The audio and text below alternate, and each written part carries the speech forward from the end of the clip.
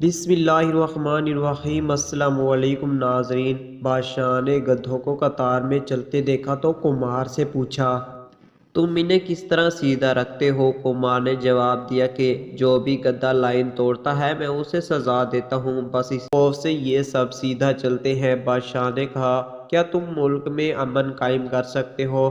کمار نے حامی بھر لی۔ بادشاہ نے اسے منصب عطا کر دیا۔ پہلے ہی دن کمار کے سامنے ایک چوری کا مقدمہ لایا گیا۔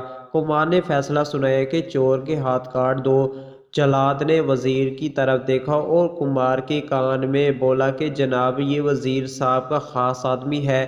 کمار نے دوبارہ کہا کہ چور کے ہاتھ کاٹ دو۔ اس کے بعد خود وزیر نے کمار کے کان میں سرگوشی کی کہ جناب تھوڑا خیال کریں، یہ اپنا خاص آدمی ہے۔ کمار بولا، چور کے ہاتھ کاٹ دیجئے اور سفارشی کی زبان کاٹ دیں۔ اور کہتے ہیں کمار کی صرف اس ایک فیصلے کے بعد پورے ملک میں امن قائم ہو گیا۔ ہمارے ہاں بھی امن قائم ہو سکتا ہے، مگر اس کے لیے چوروں کے ہاتھ کاٹنے پڑیں گے اور کچھ لوگوں کی زبانیں کاٹنی پڑیں گی۔